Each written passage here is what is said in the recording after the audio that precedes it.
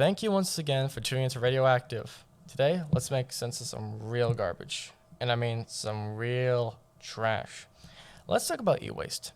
In the US alone, e-waste has exploded to over 40 million tons annually. This is according to the technology and business trends website Supply Chain Connect. Within this trash is your hardware. It's thrown due to its inability to be used anymore.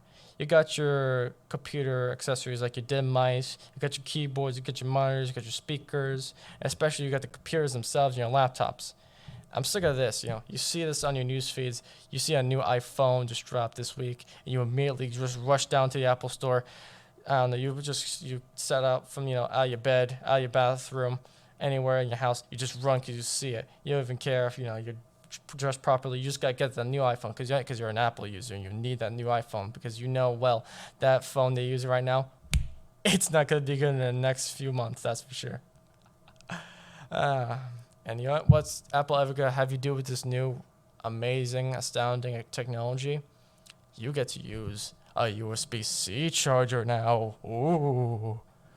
It's the thing. You're encouraged to buy a new flashy, shiny device your screen tells you to. That just means more money for people in the pockets of profiteering glutoneers who see you as their cash cow and nothing else. Me, I'm not into that simplistic miniature economic setup. Computers for me, they're workhorses. They're made to be pushed to their limits. I'm not the guy who has the money to go on frivolous shopping sprees. I like repairing my hardware. I like to go by this motto: if you can't repair it, then you don't own it. I see people wasting almost $1,000+ on a new laptop when there are laptops out there that still work well enough to be used until the end of life.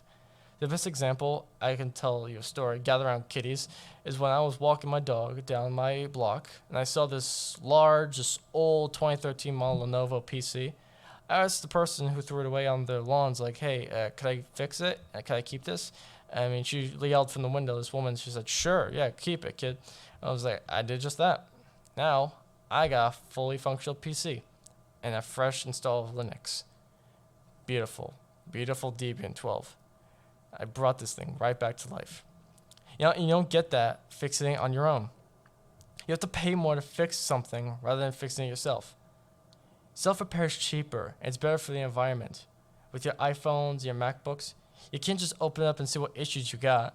See, you gotta drag your carcass down to the Apple store. That's if you even have one in your house, your home, your neighborhood, your county.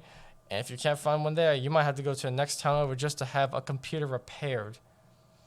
And that doesn't even discount the fact you have to pay who knows how much just to have it fixed.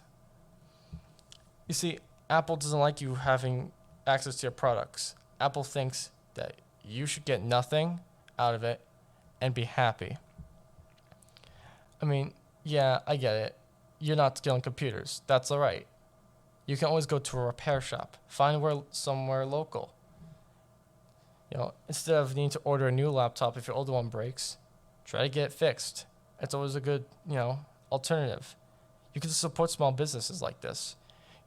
People, require other people who don't understand technology and they need to make a bit of money off of them just, to get on with their week.